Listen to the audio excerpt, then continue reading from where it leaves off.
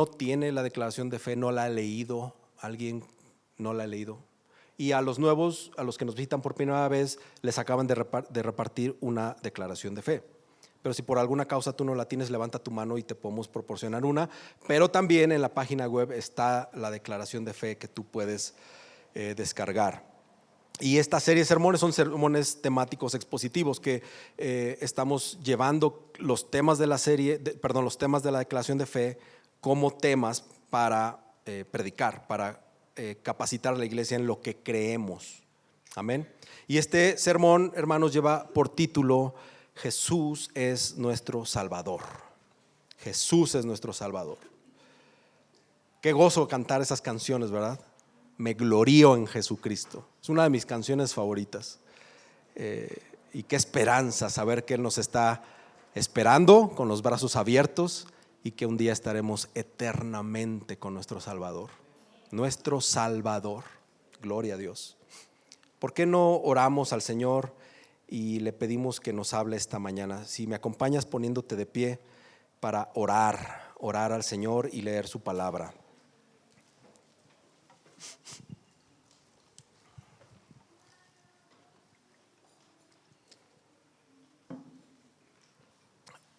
Bendito y amado Dios, gracias por Jesús, nuestro Salvador, quien se dio en sacrificio para nosotros ser rescatados de tu juicio y una inminente eternidad separados de ti. Hoy, Señor, estamos delante de tu presencia, expectantes ante lo que tienes para nosotros, dispuestos a atender, Señor, tu llamado. Gracias porque sabemos que vas a hablarnos a través de la predicación, a través de la lectura de la palabra, porque sabemos que nos vas a instruir a través de ella. Señor, que no sea yo quien hable, sino que sea el Espíritu Santo hablando a través de este siervo tuyo. Gracias, Dios, por tus inagotables bendiciones en Cristo. Queremos honrarte y queremos pedirte que te glorifiques, Señor, esta mañana. Te pedimos esto en el nombre de Cristo Jesús. Amén. Filipenses 2, versículos del 5 al 11. Aparece en la pantalla por si quieres ahí leerlo junto conmigo. Del 5 al 11. Haya pues en ustedes esta actitud que hubo también en Cristo Jesús, el cual, aunque existía en forma de Dios, no consideró al ser igual a Dios como algo a que aferrarse, sino que se despojó a sí mismo tomando forma de siervo, haciéndose semejante a los hombres. Y hallándose en forma de hombre, se humilló él mismo, haciéndose obediente hasta la muerte y muerte de cruz. Por lo cual Dios también lo exaltó hasta lo sumo y le confirió el nombre que es sobre todo nombre, para que al nombre de Jesús se doble toda rodilla de los que están en el cielo y en la tierra y debajo de la tierra, y toda lengua confiese que Jesucristo es Señor, para gloria de Dios Padre. Amén. Puedes tomar asiento. Fue más o menos el último domingo de agosto. El último domingo de agosto que vimos el tema anterior, que se trató de la doctrina del pecado y cómo el pecado afectó totalmente a la raza humana. Y dentro de los sermones de esta serie sobre nuestra declaración de fe, pues ahora viene la solución a ese problema. El tema después del pecado es la obra de Jesús, Jesús como nuestro Salvador. También no sé si recuerdas que en aquel sermón hablaba de cómo Dios anunció en Génesis 3 la solución al problema del pecado en la persona de su Hijo Jesucristo. Y esto es clave, hermanos, esto es clave, que todos entendamos que el pecado nos separa de Dios. El pecado nos condena si no tenemos el perdón de Dios. El pecado nos maldice. Y sin Jesús no hay solución, no hay nada que pueda solucionar lo anterior. Necesitamos a Jesús. Y ahora Jesús, ¿quién es Jesús? Todo el mundo ha hablado de Jesús, todo el mundo habla de Jesús y va a seguir hablando de Jesucristo. Todas las personas en la historia de la humanidad han hablado directa o indirectamente de Jesús, todos debatiendo entre el Jesús divino y el Jesús histórico, cuestionando sus dos naturalezas. Y no sé si recuerdas tu etapa de incredulidad, cuando tú hablabas de Jesús, tal vez mal, tal vez diciendo que no creías en Él, tal vez cuestionando quién era Jesús o por qué hizo las cosas de la manera en que las hizo. Pero lo que no podemos negar es que Jesús ha sido la figura dominante en la historia de la humanidad durante estos 21 siglos. Simplemente Jesús marca las épocas. La gran mayoría divide la historia en antes de Cristo y después de Cristo. Y pues aunque no crean en Jesús, siguen usando esta división que Jesús marcó. ¿Quién es Jesús? En su época unos decían que era Juan el Bautista, otros Elías, otros Jeremías, otros decían que era un profeta que resucitó. Eso era lo que decían en la generación de Jesús, los que opinaban cuando Él estaba en la tierra. Hoy todos o algunos dicen que Jesús fue un gran maestro, un gran profeta, digamos que era el influencer de su época. Otros dicen que incluso Jesús fue creado por Dios el Padre. Pero ¿quién es Jesús? Y esta quizá es la pregunta más importante que nosotros nos hicimos en algún momento y que debemos saber responder. Es necesario que los cristianos tengamos un entendimiento bíblico acerca de quién es Jesús. Es necesario. El primero de mis puntos para esta mañana es que Jesús es el eterno Dios. Filipenses 2 del 5 al 6, todo va a aparecer acá en pantalla. Haya pues en ustedes esta actitud que hubo también en Cristo Jesús, el cual, aunque existía en forma de Dios, no consideró el ser igual a Dios como algo a que aferrarse. Jesús es revelado en las Escrituras como el Dios eterno. Anteriormente, 2 creo o 3 temas atrás prediqué acerca de la doctrina de la Trinidad y de la eternidad de Jesús. No sé si lo recuerdan, ya tiene tiempo de eso. Gracias a Dios, ahora que ya no tenemos hechos, pues vamos a seguirnos de corrido con los temas de la declaración de fe. Así que va a ser un poquito más pues vamos a poder recordar más fácil. El texto dice en forma de Dios. No habla de apariencia externa, está hablando de la esencia. Jesús es igual al Padre en esencia. Jesús posee todos los atributos exclusivos de Dios que también poseen el Padre y el Espíritu Santo. Jesús nunca fue creado, porque siempre ha existido, siendo uno con el Padre y con el Espíritu Santo. Fíjate lo que dice Juan 1, versículos del 1 al 3. En el principio ya existía el Verbo, y el Verbo estaba con Dios, y el Verbo era Dios. Él estaba en el principio con Dios. Todas las cosas fueron hechas por medio de Él, y sin Él nada de lo que ha sido hecho fue hecho.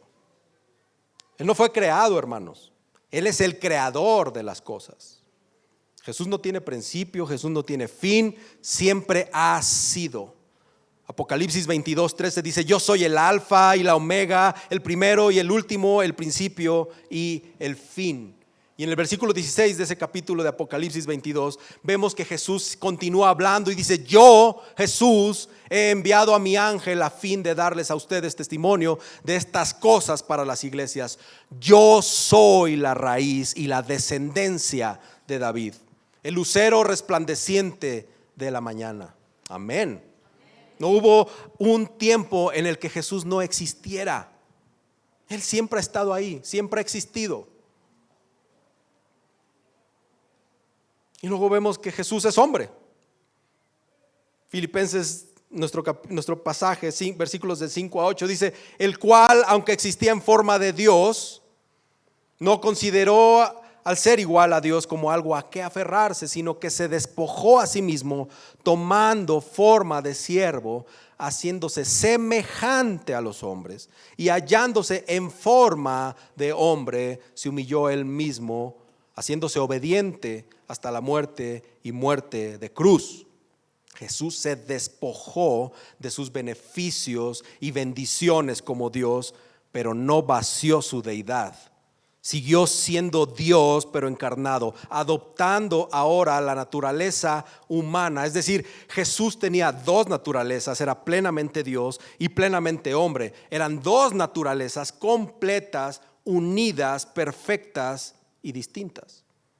Jesús tomó la forma humana. Él vino a nacer de una virgen. Y desde Génesis 3:15 el Señor anuncia esto, que va a nacer de una mujer. Mateo 1:18 y los versículos 22, 23 y el 25 dicen: el nacimiento de Jesucristo fue como sigue. Estando su madre María comprometida para casarse con José, antes de que se llevara a cabo el matrimonio, se halló que había concebido por obra del Espíritu Santo. Versículo 22. Todo esto sucedió para que se cumpliera lo que el Señor había hablado por medio del profeta, que era el profeta Isaías, diciendo: he aquí la virgen concebirá y dará a luz un hijo, y le pondrán por nombre Emmanuel, que traducido significa Dios con nosotros. Y la conservó virgen hasta que dio a luz un hijo y le puso por nombre Jesús.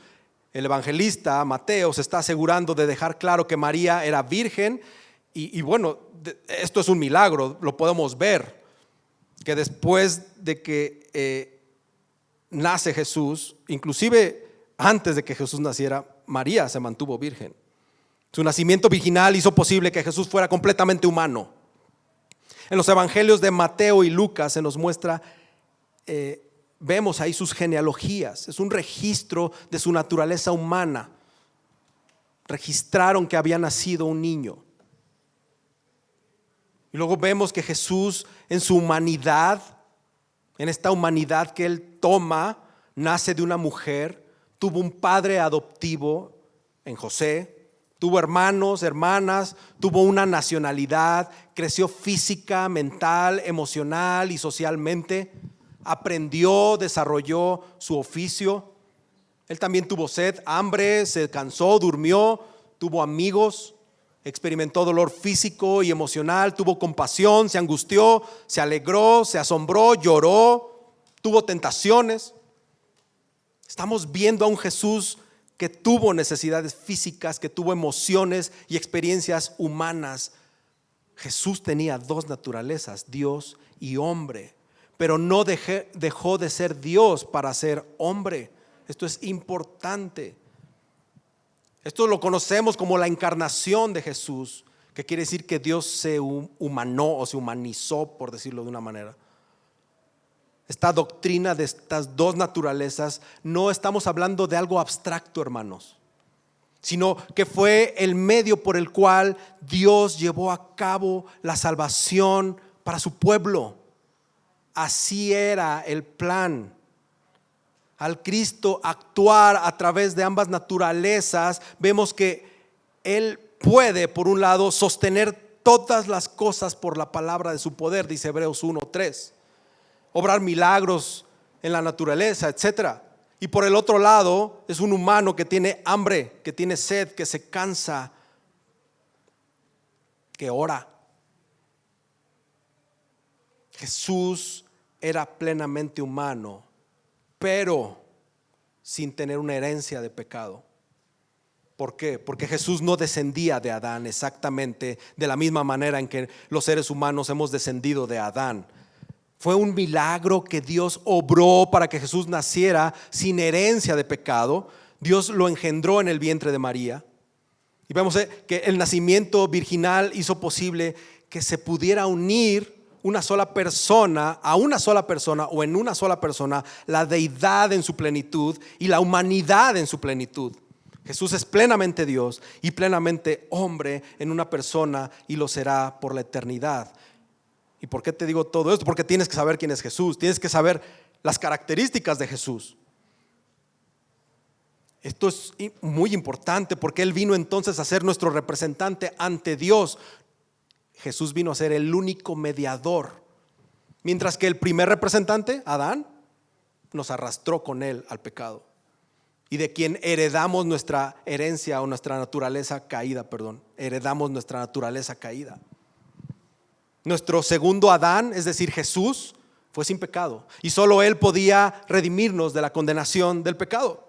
Romanos 5, 17 y 19 dice: porque si por la transgresión de un hombre, por este reinó la muerte, mucho más reinarán en vida por medio de un hombre, Jesucristo, los que reciben la abundancia de la gracia y del don de la justicia. Así pues, tal como por una transgresión resultó la condenación de todos los hombres, así también por un acto de justicia resultó la justificación de vida para todos los hombres. Porque así como por la desobediencia de un hombre los muchos fueron constituidos pecadores, así también por la obediencia de uno los muchos serán constituidos justos. Aquí Pablo está comparando al primer Adán con el segundo Adán. Nosotros, por la desobediencia a Dios, fuimos hechos pecadores.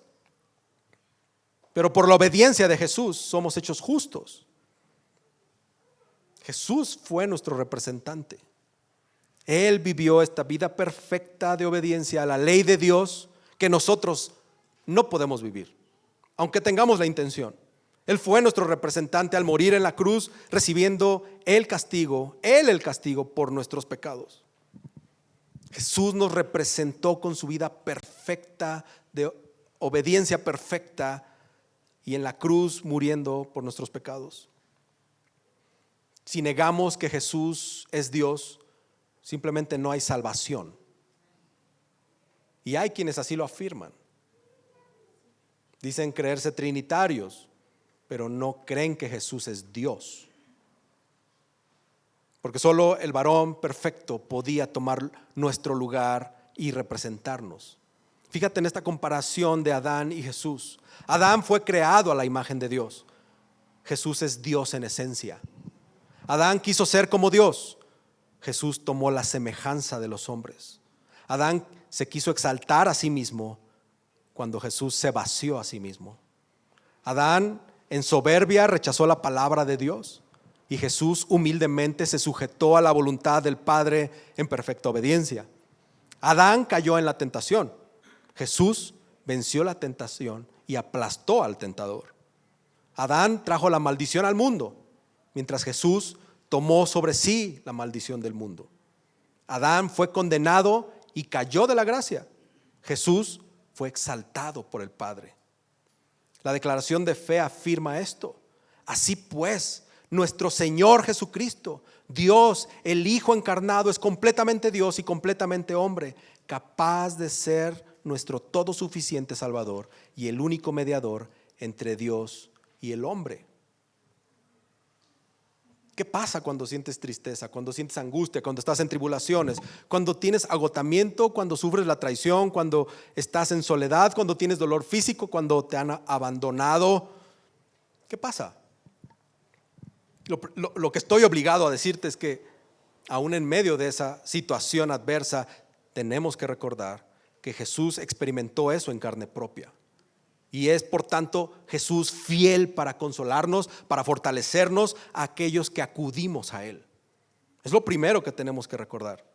Él nos entiende a la perfección, porque Jesús vino a esta tierra y caminó y pisó el polvo que nosotros hemos pisado.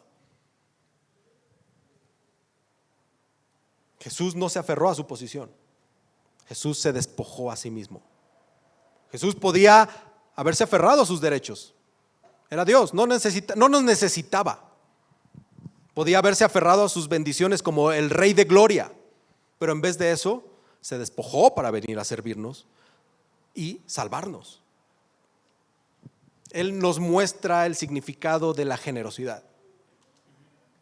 Y te pregunto, ¿cómo te cuesta a ti soltar tus beneficios? ¿Cómo te cuesta a ti soltar tus derechos por el bien de los demás? ¿Te cuesta renunciar a tus pertenencias en todo sentido?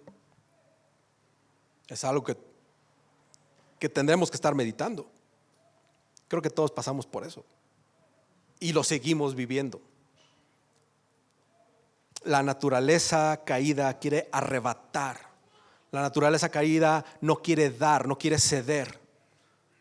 La naturaleza caída quiere ser servida, no quiere servir. Y Jesús hizo lo contrario. Ahora veamos los sufrimientos de Jesús. El versículo 8 dice: y hallándose en forma de hombre, se humilló él mismo, haciéndose obediente hasta la muerte y muerte de cruz. Jesús humillándose, viviendo en completa humildad, desde su nacimiento hasta la tumba. Nació de la manera más humilde que nos podamos imaginar. Nació en el seno de una familia común, humilde, en un establo, porque pues no hubo forma de que hallaran lugar para él en algún hostal. Jesús crece sujeto a sus padres. Jesús ejerce de manera humilde un oficio de carpintero.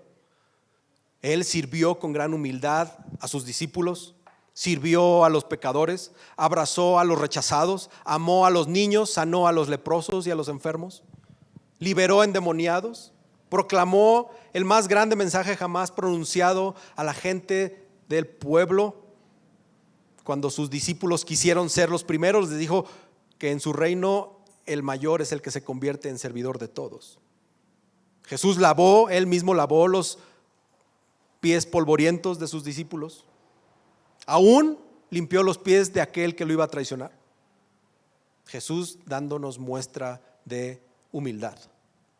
Él no vino a imponer su voluntad, sino vino a hacer la voluntad del Padre. Él fue humilde, tuvo humilde obediencia a tal grado de llegar a la muerte más cruel en la cruz del Calvario. Jesús se humilló a él mismo. Ni los romanos ni los judíos lo humillaron. Jesús se humilló a sí mismo. Él se vació a sí mismo y vino a ser uno de nosotros. Nadie puede humillar a Jesús. Él se humilló a él mismo hasta el límite. Y Jesús nos humilla a nosotros. No podemos estar por encima de Jesús. Tu soberbia no cabe delante de Jesús. No alcanza para humillarlo. Él está encima de todos. ¿Y qué es lo mejor que podemos hacer? Humillarnos delante de Él, reconocer que hemos fallado, que nuestro carácter indomable sigue fallando delante de Él, que nuestros prejuicios o nuestras justificaciones o nuestros pretextos de que pues es que así fui educado, es que sufrí mucho, es que fui traicionado, no caben delante de Jesús, porque Él hizo todo, Él sufrió todo y no hay manera de poder ganarle. Jesús se humilló obedeciendo la voluntad del Padre. ¿Cuál era la voluntad del Padre? Que era morir en lugar de esos pecadores como tú y como yo, porque esa era la única manera de salvarnos. Él vino a cumplir los propósitos de salvación establecidos por Dios. Él vino a cumplir toda profecía del Antiguo Testamento acerca de que Él iba a venir. Él es el simiente de la mujer, la simiente de Abraham, el profeta como Moisés, el sacerdote según el orden de Melquisedec, el hijo de David, el siervo sufriente y el Mesías designado por Dios. Podemos ver en los evangelios, cuando tú lees los evangelios, puedes ver cómo sufrió Jesús, cómo padeció su muerte.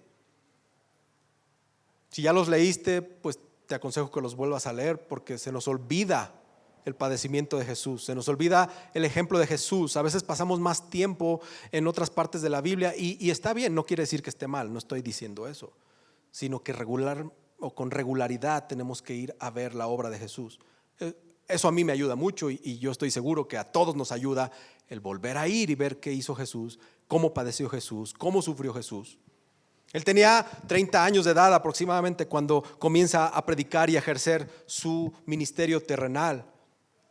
Él les declara a todos que de manera abierta y en varias ocasiones que iba a morir. Lo hace cuando celebraba la Pascua con sus discípulos. Y en esa cena, durante esa cena, Satanás entra en Judas, que era un ladrón, y acordó con los enemigos del Señor entregar a Jesús para que fuera crucificado. Después de esa cena, Judas deja la cena para poder llevar a los soldados a capturar a Jesús, quien ya estaba en el huerto del Getsemaní. Te estoy haciendo un resumen de sus padecimientos. Jesús se había desvelado por la terrible tensión de lo que le venía. Inclusive la Biblia registra que sudó sangre, que científicamente se le llama hematohidrosis, si es un padecimiento. Judas entrega a Jesús, Jesús es llevado y obligado a pasar por una serie de juicios con falsos testigos que dieron falsos testimonios en su contra. Y a pesar de que no había ninguna evidencia válida en su contra, Jesús es sentenciado a muerte.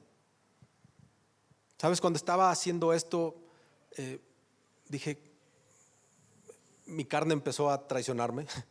Dije, es que esto todos ya lo saben. Es que todos han leído esto. Es que este es un sermón para Semana Santa. Hermanos, fui tremendamente enseñado por Dios en estos textos. En mi caso, se me olvida mucho este padecimiento de Jesús. Él fue torturado, Él fue exhibido brutalmente. Cuando algunos eran sometidos por este padecimiento o por esta situación que pasó Jesús, no llegaban, no soportaban ese tipo de torturas, conocida como flagelación. No sobrevivían para llegar a ser crucificados, morían antes de. Y Jesús llegó y sus manos fueron encadenadas sobre su cabeza de manera que su espalda quedara expuesta, y le dieron latigazos. Este látigo que se le ya conocía como el flagellum, un látigo de 9 colas, y al final de cada tira o de cada cola tenía bolas de piedra o bolas de metal. Inclusive algunas tenían ganchos de hueso, de metal o de vidrio. ¿Con qué fin? Con el fin de lastimar a la víctima, con el fin de que cada hombre, porque se intercambiaban los turnos, le pegaran. Y Jesús recibió estos golpes en sus hombros, en su espalda, en sus nalgas, en sus piernas. Los ganchos, hermanos, le penetraban la piel y le jalaban lo que arrancaban esos ganchos, rasgando tendones, músculos. Inclusive se llegaban a rasgar o a arrancar fracciones de huesos de las víctimas. La piel, las tiras de piel colgaban separándose de los nervios. Esto vivió Jesús. Y esto lo hizo por nosotros. El daño tenía que llegar a ser tal que las personas flageladas no podían respirar. Querían dañar los pulmones de las víctimas.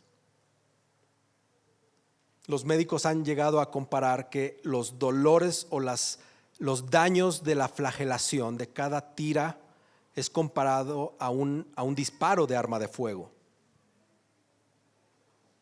Y después de este martirio de flagelación, lo llevan y lo obligan a cargar su cruz. Más o menos se estima que pesaba 45 kilos. ¿Te imaginas a Jesús devastado físicamente, mentalmente, a pesar de que tenía buena condición física, pero no había dormido y caminó algunos kilómetros, después de haber sido flagelado?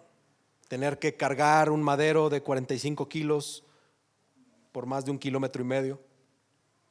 Las personas que lo lastimaban le arrancaron la barba.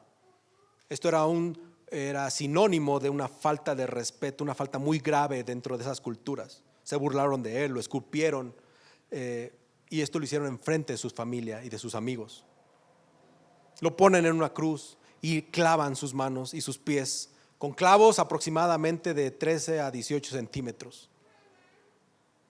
Su cuerpo en la cruz clavado temblaba y lo hacía de manera involuntaria. Seguramente Jesús se retorcía del dolor en gran agonía.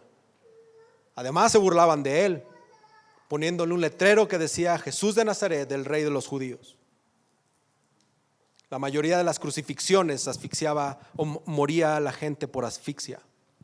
Sufrían taquicardias, con el cuerpo totalmente traumatizado, músculos devastados y una severa pérdida de sangre. Y entonces de 12 a 3 de la tarde aproximadamente la tierra se llenó de tinieblas, porque Jesús exclama: Padre, ¿por qué me has abandonado? Le ofrecen una esponja con vinagre y una vez que bebió de ella dice: consumado es. Y aquí Jesús hace la expiación por tu pecado, por mi pecado, por nuestros pecados, los pasados, los presentes y hasta los que no has maquinado cometer.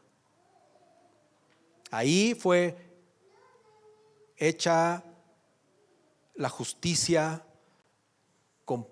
ahí fue completada, pagada, justificada la ira de Dios con la crucifixión de Jesús.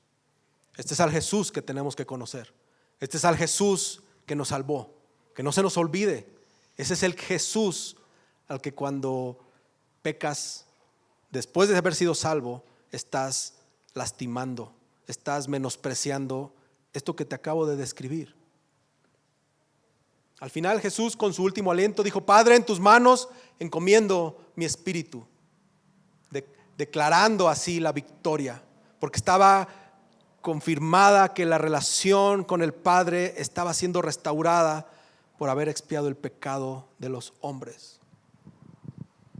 Y estos infelices no quedaron ahí, sino que ya que había muerto, le clavaron una lanza en el corazón donde salió agua, una evidencia de que ya había muerto cuando por un ataque al corazón, ahí está ¿dónde está mi doctora? El pericardio se llena de agua, y eso es solo cuando el corazón deja de latir. Hermanos, desde el principio de la Biblia, en Génesis 2, hasta el final en Apocalipsis 21:8, se nos dice que la paga del pecado es muerte. Y si pecamos, vamos a morir. Pero Jesús, el hombre sin pecado, murió en nuestro lugar por nuestros pecados. Y eso es lo que celebramos domingo a domingo. No solo que fuimos perdonados, salvados, justificados, reconciliados con Dios, sino que Cristo va a volver. Jesús llevó el castigo del pecado por nosotros, y a veces se nos olvida tan fácil. Digamos que en términos teológicos, su muerte fue sustituta, su muerte fue vicaria en nuestro lugar para beneficio nuestro y sin ningún beneficio para Jesús. Esto se le conoce como la expiación. La obra de Jesús en la cruz es llamada como expiación. Jesús, nuestro Dios, se hizo hombre para restaurar la relación entre Dios y la humanidad. Y es por eso, por todo esto, que seguramente he fallado en describir lo que Jesús padeció, nadie se lo puede imaginar, pero es por esto que solo Jesús puede salvar al pecador, solo Jesús puede reconciliarlo con el Padre. Y lo que cada uno de los pecadores debemos hacer es reconocer que somos pecadores y que merecemos el castigo eterno de Dios. Tenemos que reconocer que solo Jesús puede salvarnos. El pecador necesita arrepentirse de sus pecados y necesita confiar solo en Jesús y en su sacrificio para poder obtener el perdón de los pecados y el don de la vida eterna.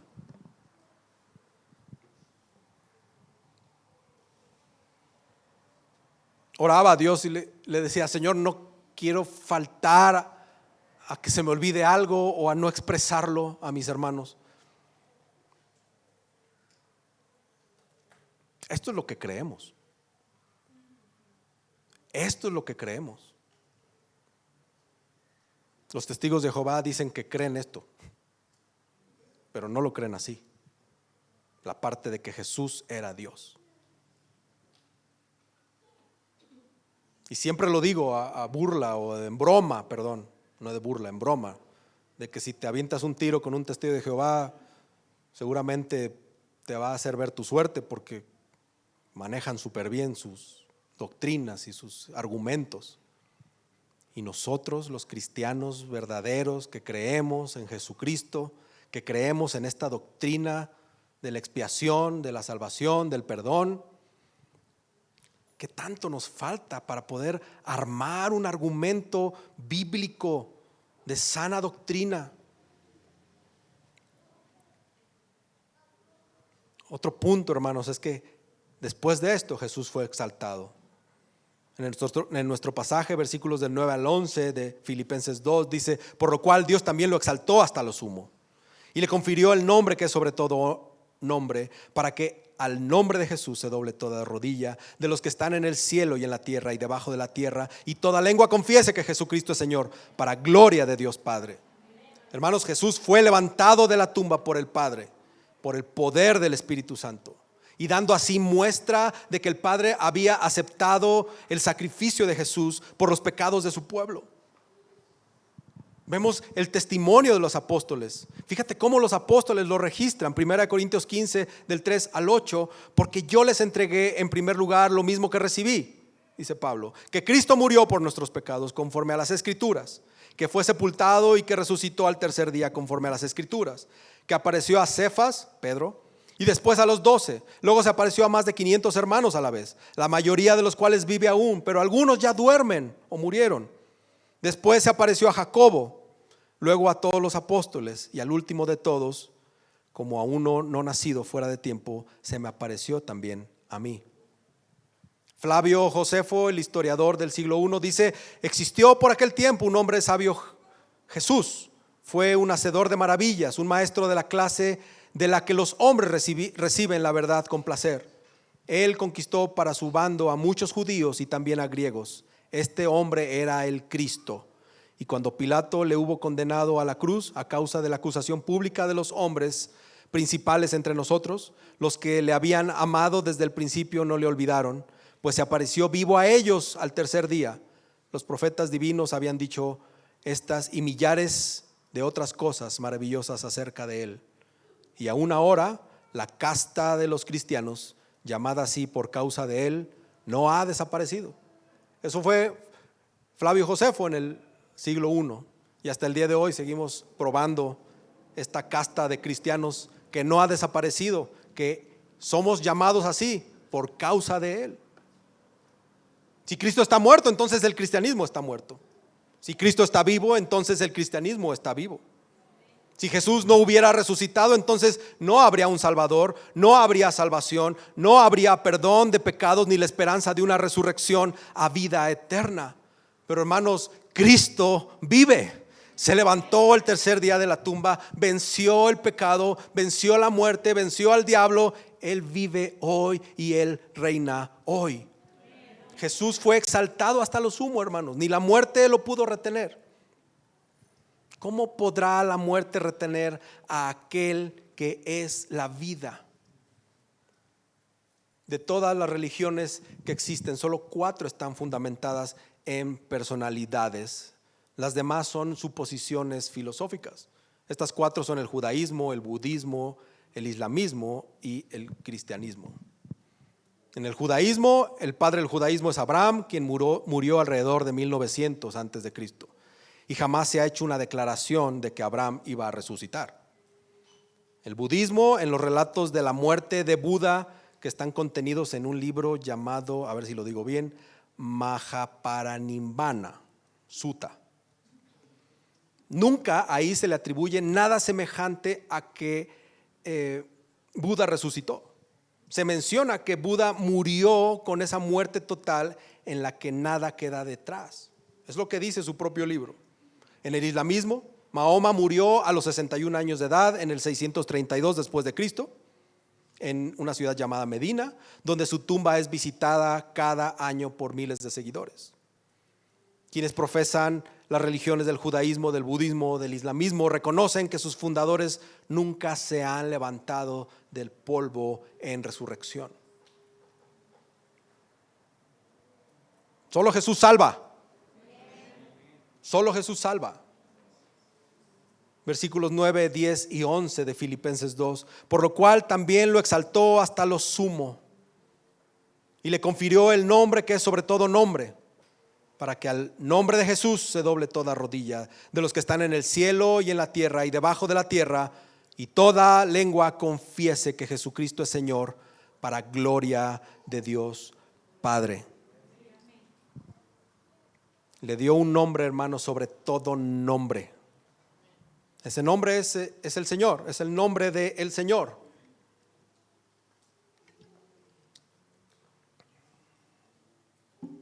Jesús ya era Dios antes de encarnarse, eso lo tenemos que recordar. Pero se le dio el título o este título porque en su calidad de Dios, hombre, cumplió con éxito la misión de venir a este mundo a salvar a su pueblo. Jesús ascendió a los cielos, envió su Espíritu Santo a morar con su pueblo y solo en Jesús hay salvación. Ahora mismo Jesús está reinando en su trono, intercediendo por su pueblo, y Él volverá, hermanos, para juzgar al mundo y consumar la obra de salvación de su pueblo. Y es por esto, hermanos, que solo Jesús puede salvar. En ningún otro hay salvación, en ninguna otra persona, en nadie hay salvación. Y te pregunto, ¿has confiado en Jesús para tu salvación? ¿Estás confiando en Jesús para todo en tu vida? ¿Estás abatido por tu pecado? Confía en Jesús. ¿Estás angustiado por las aflicciones del mundo? Confía en Jesús. Solo en Jesús tenemos perdón. Solo en Jesús tenemos paz con Dios. Solo en Jesús tenemos esperanza de la vida eterna. Jesús es nuestra victoria.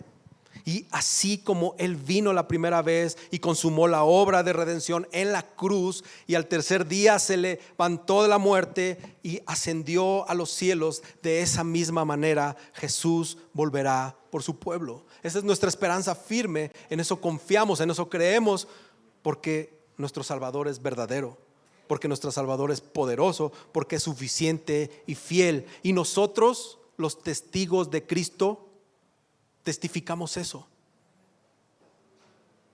Claro que leer la Biblia trae poder de salvación a alguien que escucha el mensaje de salvación leído directamente de la palabra. Y cuando testificas, cuando dices, hermanos, Jesús salvó de la muerte a Dina. Los médicos me dijeron, está muy grave, está muy delicada. Estamos por pasar la terapia intensiva. Y yo les puedo asegurar, Dina les puede asegurar que Jesús la salvó. Y eso pasa en tu vida y en tu vida. Muchos de aquí han estado enfermos de muerte. Muchos. Y Jesús los ha sanado del cáncer. Los ha sanado de COVID, que estuvieron muy enfermos. No se trata de la esposa del pastor. Se trata de una hermana en Cristo y de otra hermana en Cristo y de otra hermana en Cristo y de otra hermana en Cristo por acá, que dicen, Jesús me salvó. Yo conozco a Jesús. No solamente lo he leído, lo conozco. Me ha salvado, me ha perdonado. Ahora soy otro. Antes era borracho, drogadicto, mujeriego, y ahora soy otro. Y Alcohólicos Anónimos no me cambió. Es Jesús quien su espíritu mora en mí, y Jesús por su obra me ha hecho una nueva criatura. Hermanos, esas son las buenas nuevas del Evangelio. Ese Evangelio que radica solo en la persona de Jesucristo, en todo lo que Él hizo en su vida, en su muerte, en su resurrección, en su ascensión, para hacer posible la salvación a la humanidad. Cada vez que en esta iglesia decimos, es que el Evangelio resuelve todo, es que el Evangelio perdona todo, es que evangelizo, es que me gusta evangelizar, es que me evangelizaron, es que me gusta hablar de Jesús, es que Jesús me ama. Estamos haciendo resúmenes de la obra de Jesús, y es solo por su obra y la obra de regeneración del Espíritu Santo que ahora podemos decirlo, cuando antes nos burlábamos. Antes no creíamos, criticábamos a los cristianos, a tu mamá cristiana, a tu tía cristiana, a tu esposo cristiano. Y un día Jesús nos cayó la boca. Y algo que tenemos que reconocer es que nada, hermanos, nada está de nuestro lado. No se trata de lo que tú puedas orar. No se trata del nivel de arrepentimiento que tengas. No se trata de las acciones que quieras cometer o de los propósitos de año nuevo que quieras lograr. No se trata de ir al gimnasio. No se trata de bajar de peso. No se trata de absolutamente nada, ningún logro humano, nada. Sino más bien se trata de un logro divino. Es el logro que permanece veraz, que es verdad, que es inmutable, a pesar de lo que tú opines, a pesar de la respuesta que tú des. Estas son las buenas nuevas, y estas buenas nuevas son el poder de Dios para salvación a todos los que creen. Estas buenas nuevas son las que proveen esperanza para los perdidos, proveen consuelo, proveen fortaleza constante para el creyente. Hoy tú y yo podemos decir que no hay salvación sin Jesús. No hay salvación, no existe. ¿Por qué? La misma Biblia la afirma, que no hay otro nombre dado bajo el cielo por el cual podamos ser salvos. Jesús es nuestro Salvador. Jesús es nuestro Salvador, nada más. Y cuando aquellos responden al Evangelio de esta manera, son salvos. Por eso le decimos a nuestros hijos, a los que conocemos que no reconocen. Y quizá unos, yo no crecí en familia cristiana, mi esposa sí, pero anduvimos de balagardos. ¿Y qué hacíamos? No me hables de eso, mamá. No me hables de eso, papá. Pero hubo un momento en que el Espíritu Santo nos tomó y nos dio su don de fe y creímos. Este es una respuesta a un don de la gracia y la misericordia de Dios. Y esto nos asegura la salvación, el perdón, la vida eterna. En todo esto, en todo este proceso, Dios recibe la gloria. Ese es el fin último. O si lo quieres ver así, es el fin principal.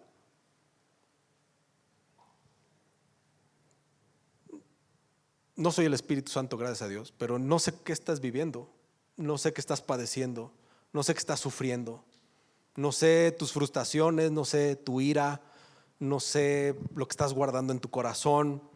Aquí llegas, saludas, te abrazamos, yo llego, saludo, me abrazan, pero solo el Espíritu Santo sabe lo que hay aquí.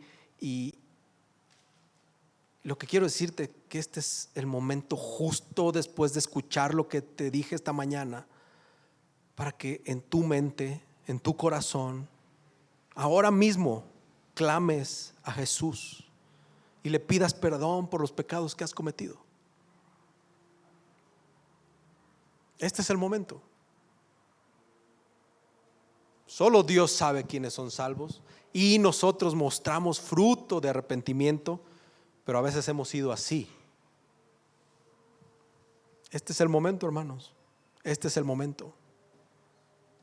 Es el momento de rogar al Espíritu Santo y decirle: Espíritu Santo, convénceme de los pecados que ni siquiera me acuerdo. Transforma mi corazón de piedra y dame un corazón de carne.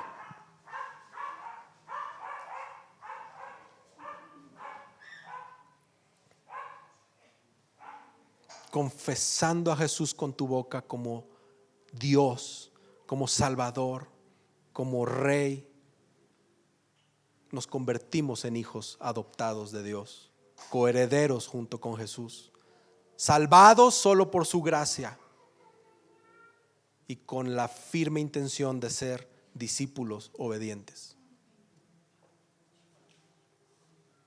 ¿Por qué no oramos? ¿Por qué no, si te quieres hincar, híncate, hermano? Nadie te va a decir nada, pero ¿por qué no clamamos en nuestro corazón al Señor y pedimos perdón? Hay historias de tantas personas que crecieron en la iglesia y no fue sino que hasta un domingo alguien predicó el evangelio y se arrepintió. No te dé pena si estás al lado de tu esposa, de tu esposo, de tus hijos o de tus padres. Nunca es tarde para arrepentirse. Nunca es tarde para decirle: Señor, la he regado. Simplemente he sido un soberbio, he sido un ególatra. Creo más en mi inteligencia, en mis conocimientos. Tengo más confianza con mi cuenta bancaria llena y te he desconocido, te he olvidado, te he ignorado. Pero me digo cristiano porque es mi tradición. ¿Por qué no oramos y le pedimos al Señor un corazón de carne, un corazón arrepentido, una mente renovada, un nuevo ánimo? Este es el momento. No tengas miedo, simplemente no te va a pasar nada y